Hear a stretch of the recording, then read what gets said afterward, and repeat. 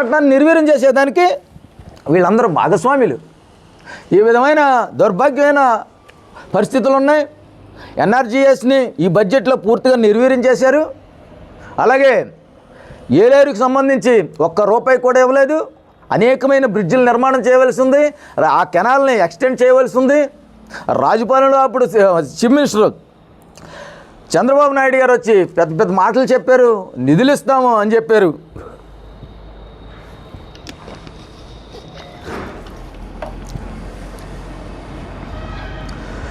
Kakinada parliament నియోజకవర్గంలో పవన్ కళ్యాణ్ గారితో పాటు 7 నియోజకవర్గాలు కూడా 7 నియోజకవర్గాల ప్రజలు, 7 నియోజకవర్గాల నాయకులు ఒక తల్లి పాలు తాగకపోయినా అందరం ఏలేరు నీరు దాగి బతికేవాళ్ళమే.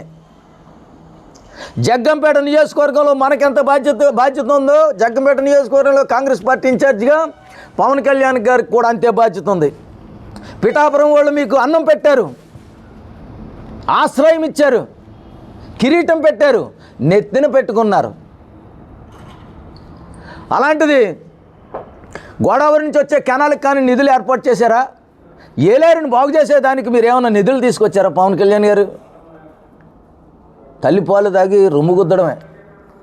ఏలేరుని నిర్వీర్యం చేయడం అంటే ఈ 7 నియోజకవర్గాల్లో ప్రజల చేత ఎన్నుకోబడిన ఏ వ్యక్తి అయినా సరే ఏలేరు కోసం పాటు పడకపోతే అతనికి రాజకీయ భవిష్యత్తే ఈ కాకినాడ ఎంపీ పార్లమెంట్ నియోజకవర్గంలో ఉండదని చెప్పేసి కాంగ్రెస్ పార్టీగా చెప్తా ఉన్నాం. అదేవిధంగా ఈ జగ్గంపేట నియోజకవర్గంలో ఏదైతే కొన్ని రోజులుగా మీరు అది దోశారు ఇది దోశారు అది దోశారు ఇది దోశారు అని చెప్తా ఉన్నాం. జగన్ రెడ్డి పెద్ద దొంగ కదా, పెద్ద ఫైల్ ఆయన చేయడు కదా, చేయలేదు. ఆ ఫైల్ని వీళ్ళు అధికారంలోకి వచ్చిన వెంటనే ఈ జ్యోతుల్ నెహ్రూ గారు అండ్ బ్యాచ్ వర్కౌట్ చేసి ఎల్సీ నుంచి బయటకు తెచ్చారండి. 6 ఎకరాలండి. ఫ్రంట్ ఫేస్ అంతా వాళ్ళు దొబ్బేశారండి. బ్యాక్ని తీసుకెళ్ళి గవర్నమెంట్ హాస్పిటల్ పెట్టారండి. నేనేమంటున్నా అంటే అది కూడా హైకోర్టుకి అప్పీల్ చేశాను, దాని మీద ఎంక్వైరీ అయ్యాలని. ఆ 6 ఎకరాల్లోనే 100 పడకల ఆసుపత్రి నిర్మాణం చెయ్యాలి, అది ప్రభుత్వ ఆస్తిగా ఉండాలి, అది వెనక్కి తీసుకోవాలని చెప్పేసి మనం డిమాండ్ చేస్తాం. ఈయన ఎలా చేశాడు కదా, ఇంతకు ముందు ఎమ్మెల్యే ఉండి కూడా చెప్పాడు కదా జోటిల్ చంటిబాబు గారు. ఇక్కడే వాసుదేవనగర్ అని 10 ఎకరాలు, అది రాగంపేట పంచాయతీలో, అది ఎల్సీ, అది దాన్ని బై 1 వేసి రిజిస్ట్రేషన్ చేసి అనాథరైజ్ రిజిస్ట్రేషన్ చేసి మొత్తం సైట్ల కింద అమ్మేశారండి వాళ్ళు.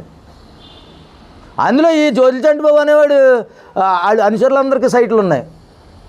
ఈ విధమైన పరిస్థితులు ఉన్నాయి. దోక్కుంటున్నారు వీళ్ళందరూ. ముందు దొబ్బేసినట్టు దోక్కుంటే అవుతుందా? నేనేమంటానంటే నీరు ఇక్కడ వరకు ఉన్నప్పుడు మనం పైకి వస్తేనే ఊపిరాడుతుందండి. అలాగే ఒకళ్ళు చేసిందో చెప్తే పని అవుతుంది కదా, మొత్తం వీళ్ళు చేసిన అందరూ చెప్పాలా. రేపు పొద్దున్న నేను చేశాను అనుకో సుధాకర్ లాంటాడు, తర్వాత నా తర్వాత ఎమ్మెల్యే అయ్యాడు అనుకో సుధాకర్ చెప్తాడు. వీళ్ళందరూ దోపిడీదారులు. తోట నరసింహం దగ్గర నుంచి జ్యోతుల్ చంటిబాబు దగ్గర నుంచి జ్యోతుల్ నెహ్రూ వరకు అన్నీ దోపిడీ చేశారు. మేము దోపిడీ చేయలేదు, మేము నిజాయితీ పరులం అని మీకు అనిపిస్తే మీరు చెప్పండి, నేను వస్తాను. మీరు ప్రమాణం చేయండి, దేవుడి మీద మీరు ప్రమాణం చేయండి. ఈ అంశాల్లో ఎక్కడ మేము రూపాయి ముట్టలేదు. ఈ అవినీతిలో, అవినీతి అన్నదో ఈ లంచం ఒకటి, ఈ లంచగొండలో మేము ఎక్కడ తప్పు చేయలేదు అని చెప్పేసి మీకు అనిపిస్తే ఖచ్చితంగా మీరు చెప్పండి, ప్రమాణం చేయవలసిన అవసరం ఉందండి. మరో విషయం, చట్టాలు మారాయి. ఈయన కూడా ఏంటంటే ఇవన్నీ ఈ రాజ్యలక్ష్మి మ్యారేజ్ నుంచి పొల్యూషన్ మొత్తం పోయి ఆ ఏలేరు జలాశయంలో కలుస్తుంది. ఎంత అన్యాయం అండి ఇది. హిట్లర్ చేసిన దానికంటే అన్యాయం కాదా? రష్యన్ రాక్షసుడు స్టాలిన్ చేసిన దానికంటే కొన్ని లక్షల కోట్ల మందిని చంపారు ఒక్కొక్కరు, అంతకంటే అన్యాయం కాదా ఇది? ఈ విధమైన దౌర్భాగ్య పరిస్థితి ఉంది. మీరందరూ ఏదైతే మీరు పెద్ద పెద్ద మాటలు చెప్పేవాళ్ళు ఎవరైతే ఉన్నారో మీరందరూ మీ నిజాయితీని నిరూపించుకోవాలంటే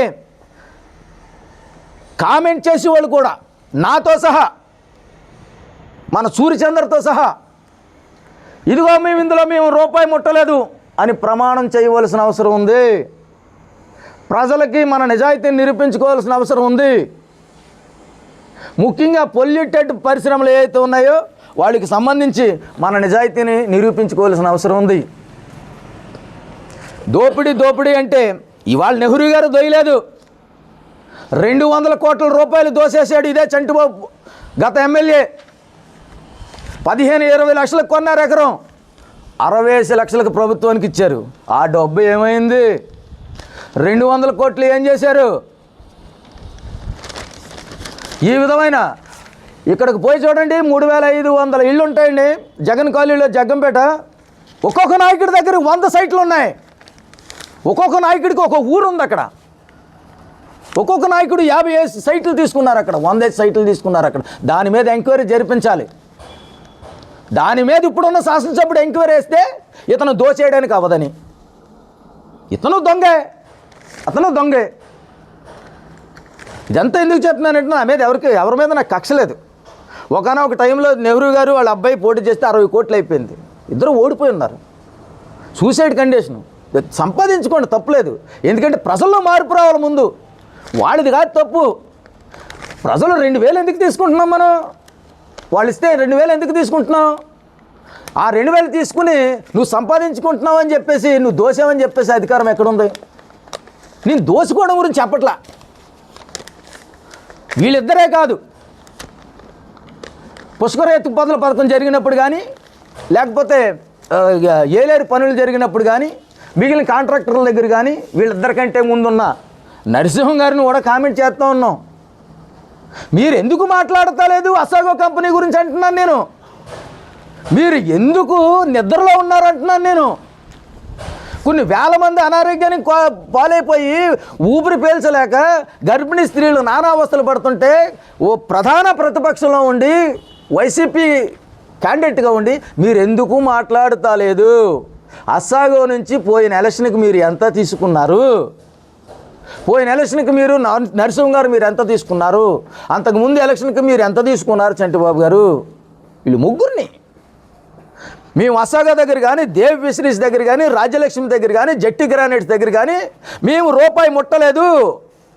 మా మీద మా బిడ్డల మీద మేము ప్రమాణం చేస్తాం అని ప్రమాణం చేసి అప్పుడు మేము నీతిపరులు, నిజాయితీ పరులు అని మనం మిగిలిన విషయాలు మాట్లాడవలసిన అవసరం ఉందని చెప్పేసి కాంగ్రెస్ పార్టీ తరఫున నాకు ఎవరి మీద కక్ష ఉందో. ఇప్పుడు నెహ్రూ గారు ఉన్నారంటే నాకు మా నాన్నగారి కంటే అతన్నే ఎక్కువ నాన్నగారిని పిలిచాను నేను చిన్నప్పటి నుంచి. అతను ఇదిలోనే పెరిగాము.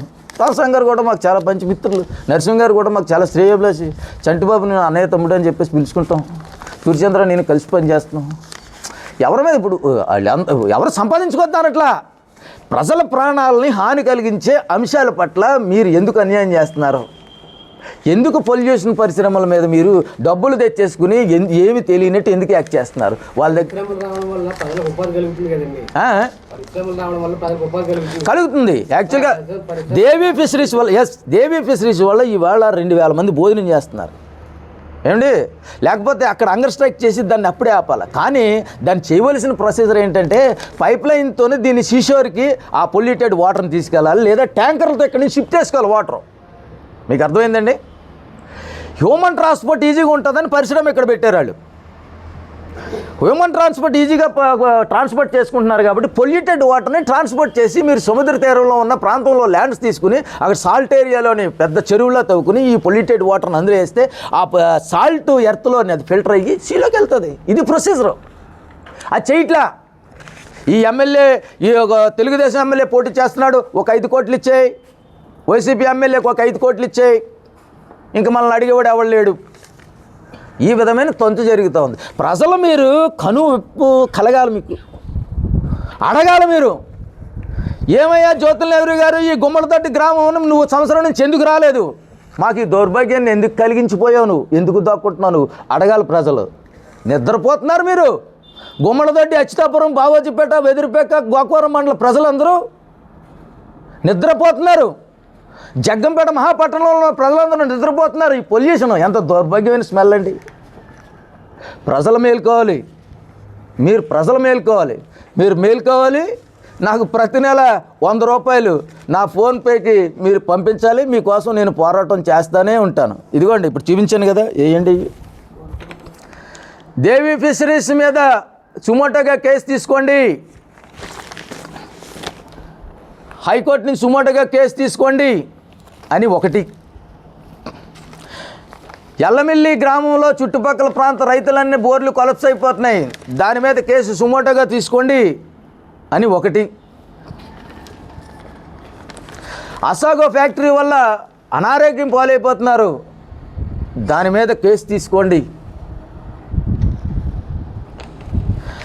జగ్గంపేట గవర్నమెంట్ హాస్పిటల్ సంబంధించండి, అది 8 ఎకరాల 70 సెంట్లు అండి, ఎల్సీ అది. దానికి సంబంధించి అప్పుడున్న ఎమ్మెల్యేలు ఆ హాస్పిటల్ని చక్కగా ఫ్రంట్ పెట్టచ్చు. అది 2 ఎకరాల్లో కట్టి మిగిలిన 6 ఎకరాల్లో లేపేద్దామని విపరీతాలకు సంబంధించి. అలాగే ఎమ్మెల్యేల మీద అధికారుల మీద వేయాలంటే లోకాయుక్తలో సరే ఎన్ని అవుతూ ఉన్నాయి, కంగారు పడుతూ ఉన్నారు మిత్రులు. నేను సూర్యచంద్ర గారు కూడా ప్రమాణం చేయవలసిన అవసరం ఉంది. వాళ్ళందరితో జ్యోతుల నెహ్రూ గారు, జ్యోతుల చంటిబాబు గారు, నరసింహ గారు, వీళ్ళు ముగ్గురు హయాంలో 1000 కోట్ల స్కామ్ జరిగింది. మట్టిని దోశారు, ఇసుకను దోశాడు, పరిశ్రమలు తీసుకొచ్చారు. ప్రతి నెల వీళ్ళకి 5-5 లక్షలు ఆ పరిశ్రమలో వాళ్ళు ఇస్తున్నారు, వాటితో బతుకుతున్నారు, హ్యాపీగా ఉన్నారు, ప్రజల దౌర్భాగ్య పరిస్థితుల్లో బతుకుతూ ఉన్నారు. వీళ్ళందరి మీద కాంగ్రెస్ పార్టీగా, ప్రజల మనిషిగా మేము పనిచేస్తూనే ఉంటాం. మరోసారి అప్పీల్ చేస్తూ ఉన్నాను, ఈ జగ్గంపేటలో ఉన్న ప్రతి ఓటరు నాకు 100 రూపాయలు, 100 నేను ఎమ్మెల్యే అసెంబ్లీకి వెళ్ళే వరకు కూడా ఫోన్పే నెంబర్ 9963655589, మరోసారి చెప్తా ఉన్నాను 9963655589. ఇది జ్యోతుల నెహ్రూ గారు శిష్యుడిగా ఉన్నప్పుడు నేను తీసుకున్న నెంబరు, లాంగ్ టైం నుంచి అదే నెంబర్ ఉంది. అయితే ఫోన్ నెంబర్లు కానీ, మనిషి మాట కానీ, మనిషి ప్రవర్తన కానీ, మనిషి ఉద్దేశం కానీ, భయపడడం కానీ, బెదరడం కానీ, పారిపోవడం కానీ, దాక్కోవడం కానీ ఏమీ ఉండదు. ప్రజలందరికీ ఎప్పుడు అందుబాటులో ఉంటాను. మీరు ధైర్యంగా ముందుకు రండి. ఈ అవినీతిని అంతటినీ మీరు వ్యతిరేకించడానికి, ముఖ్యంగా ఆరోగ్యానికి సంబంధించిన ఈ అంశాలన్నింటినీ మీరు ఎదుర్కోవడానికి సిద్ధంగా ఉండండి. మీరందరి సందర్భంగా మరో విషయం తెలియజేస్తా ఉన్నాను. ఈ జగ్గంపేట నియోజకవర్గంలో ప్రతి ఆదివారం ఆరోగ్య ఆదివారంగా ప్రకటించాం కాంగ్రెస్ పార్టీగా. ప్రతి ఆదివారం ఆరోగ్య ఆదివారం. మీకు దేవి ఫిషరీస్ వల్ల ఇబ్బంది ఉందా? ఆదివారం నాడు అక్కడ నుంచోండి, మేము వస్తాం, పోరాడతాం. మీకు రాజ్యలక్ష్మి వల్ల ఫిషరీస్ వల్ల ఇబ్బంది ఉందా? ఆదివారం అక్కడ నిలబడండి, మేము వస్తాం. అస్సాగా వాళ్ళు మీకేమన్నా మెలకు వస్తుందా? గుమ్మలతోటి అచ్యుతాపురం, బావుజిపేట, వెదిరిపాక వాళ్ళకి ఆదివారం నాడు అక్కడ నిలబడండి. ఏదో ఒక సమస్య మీద ప్రతి ఆదివారం ఆరోగ్య ఆదివారం, ఆరోగ్యానికి ఆటంకం కలిగించే ఏదో ఒక అంశం మీద ప్రతి ఆదివారం కాంగ్రెస్ పార్టీ పనిచేస్తుందని, మిగిలిన విషయాల మీద రేపు దాదాపు ఆదివారం నుంచి ఈ ఉపాధి హామీ పరిరక్షణ యాత్రా కార్యక్రమం ప్రతి గ్రామంలోని కాంగ్రెస్ పార్టీ మొదలెడుతుందని చెప్పేసి సందర్భంగా తెలియజేసుకుంటూ, నాకు ఇంతటి గొప్ప అవకాశాన్ని ఇచ్చి మా భావాల్ని, కాంగ్రెస్ పార్టీ యొక్క భావజాలాన్ని ప్రజల్లోకి తీసుకురావడానికి మీరందరూ ఇంత శ్రద్ధగా వచ్చి మాకు సహకరించినందుకు ధన్యవాదాలు. 2 చేతులెట్టి మీకు అందరికీ కృతజ్ఞత తెలియజేసుకుంటూ సెలవు తీసుకుంటాను. Thank you.